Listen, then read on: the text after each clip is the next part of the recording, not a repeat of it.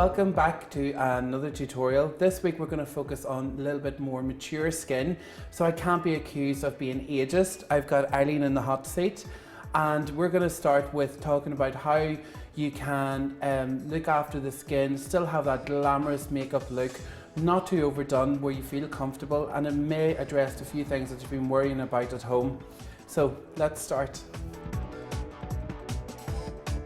The first product we're going to start with is our primer. Now, lots of women of a certain age expect to have polyfiller applied directly to the face. Well, this isn't polyfiller, but it is Senna Silky Primer, and it will have a little bit of a similar character, whereby it really will help to smooth anything we apply above it.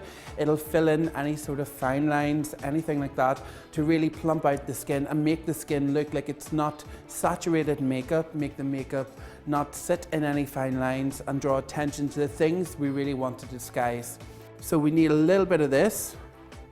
So as you can see, it's quite rich in silicone, and it's the silicone that's in this product that really helps to smooth across the skin once we apply makeup on top of it. When you're applying your primer, you don't necessarily always have to use the microfiber foundation brush.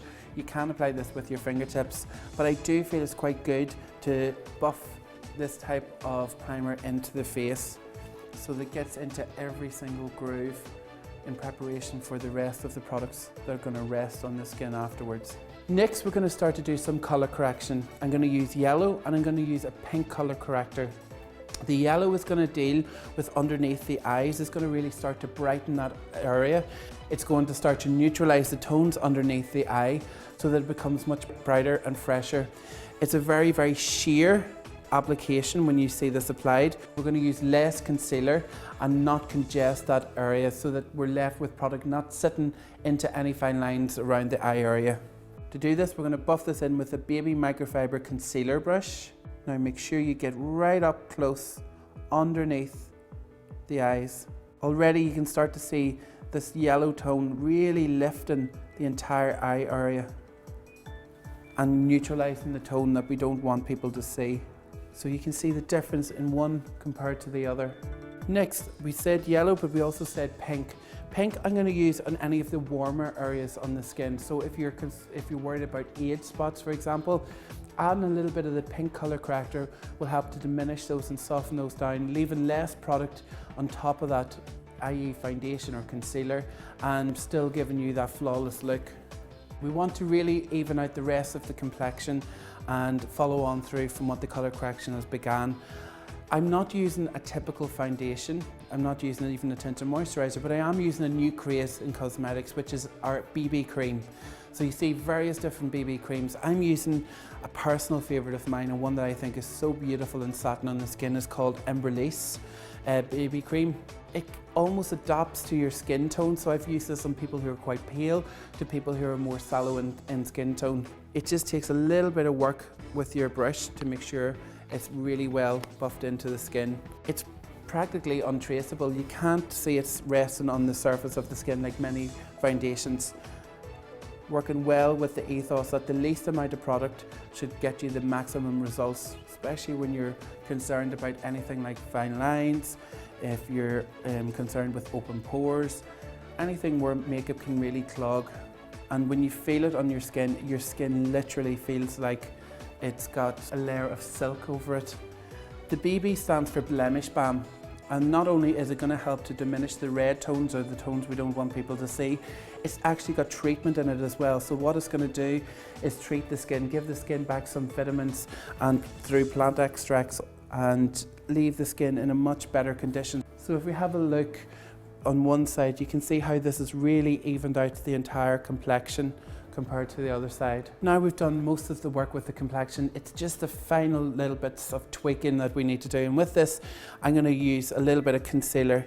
So I'd rather use a little bit of concealer in certain areas as opposed to having a heavier foundation that's going to take all of the discoloration away with the complexion. So like always, not only do we warm up the concealer to make it more pliable, we're also making sure we don't apply too much on our brush as well. So you make sure that you always need to build the concealer as opposed to putting too much on and blending it and then the coverage becoming too heavy.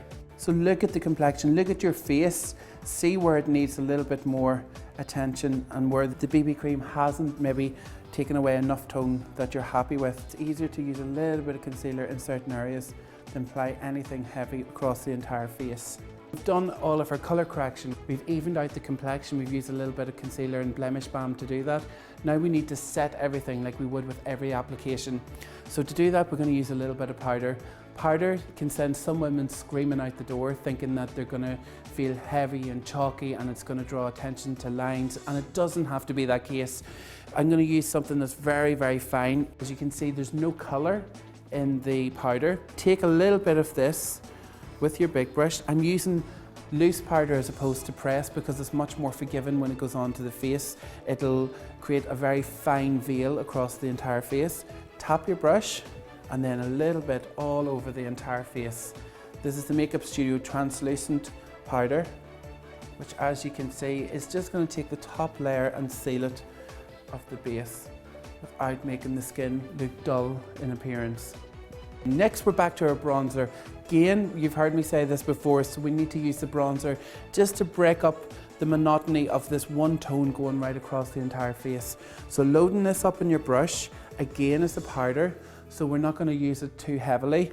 Tap it off and highlight just little areas that you feel would work and bring the complexion more to life. Don't use something that has a lot of shimmer or a lot of metallic tone to it. This is a matte bronzer, so we can use powder and we can bronze, but avoid anything that's too iridescent. That's the difference between being able to use a bronzer on younger skin and the difference between being able to use it on more mature skin. Now, we want to keep this radiance, we want to keep this glow, and to do this, I'm going to use a cream blush this time as opposed to using a powder. I'm going to use this really scary colour, okay, which is really beautiful. Again, you've heard me say that the peach tones work really well, in my opinion, with a lot of the skin tones here. And I'm going to blend this down, so don't be put off with how scary it is. And I'm just going to apply this just to the apples of the cheeks to create this really beautiful peach glow to the complexion. Don't be worried either. A lot of people think, because I've used a powder to set the complexion and I've used a bronzer, that it's all going to congeal.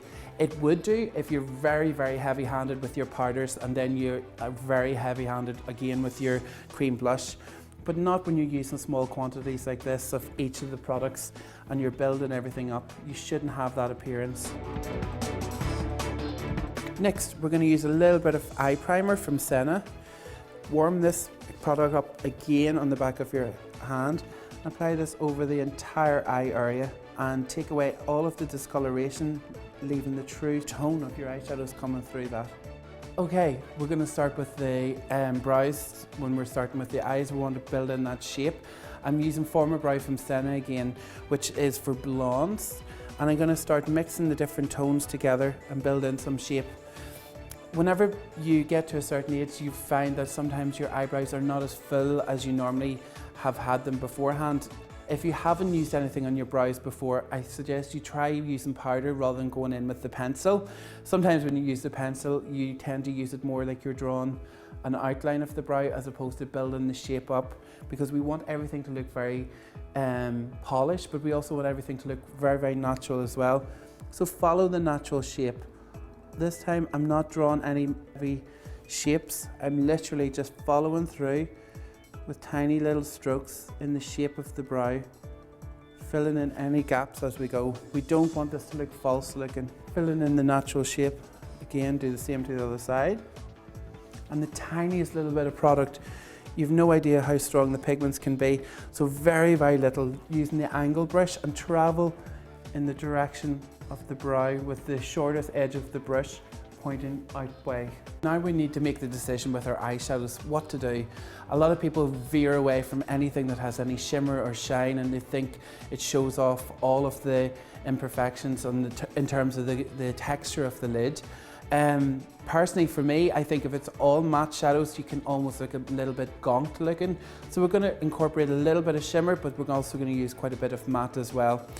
With Eileen's eye, she's a little bit deep set with her eye shape, so we need to be careful that we don't deep set them any further.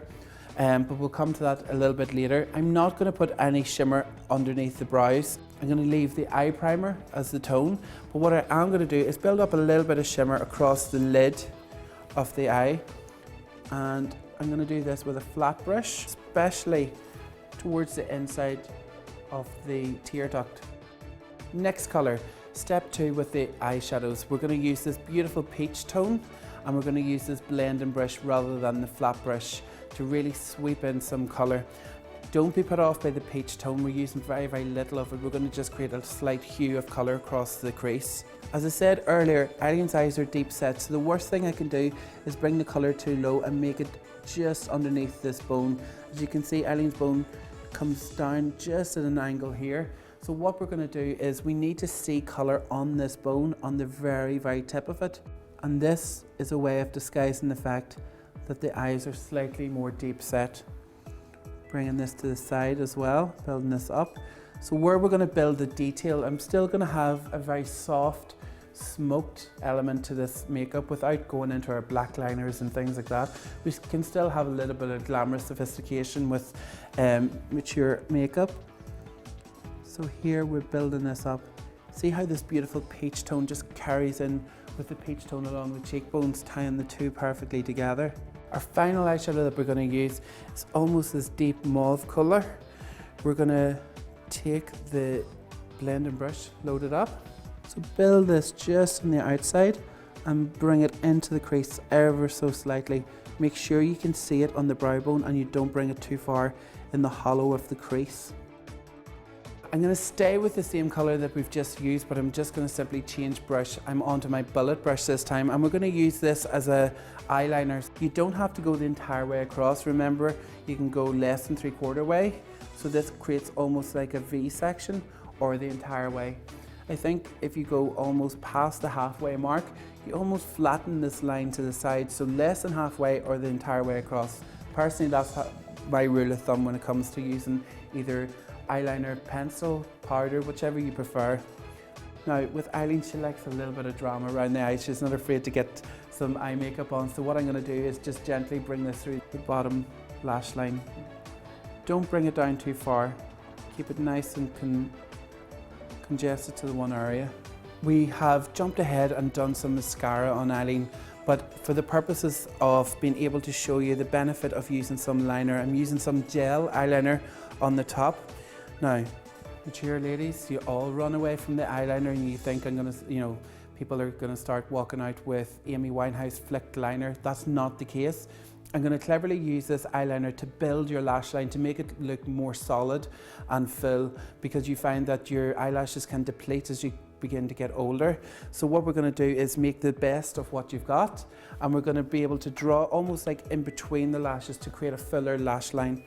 We're going to do this by bringing this right in to the root of the lashes. So almost the objective with this type of liner is that when the eye is looking forward, you can't even tell that there's been liner applied, but you should be able to tell the difference between one eye that's had it and one eye that hasn't. So you can see it's creating much more of a stronger lash line. Now, if you're feeling extremely adventurous with your gel eyeliner, we can do what I call underliner. So with that, Eileen, if you look down for me, we're going to do it from underneath as well. So we're bringing this to the root of the lashes, but from underneath the lashes. So we're coating it from the top and we're bringing it from underneath as well. Again, with the purpose of strengthening and making this look much, much fuller on top. Hopefully you don't end up in casualty trying to do this one, but it's a very, very effective and worthwhile pursuit to try and perfect.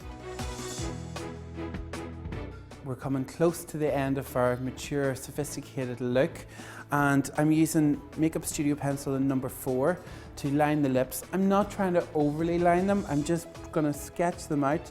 Sometimes you'll find that your lip colour may bleed, or you may need to just extend the lips ever so slightly to give you a little bit more fullness. Again, it's one of those horrible things with as you get older, the lips can sometimes begin to get smaller.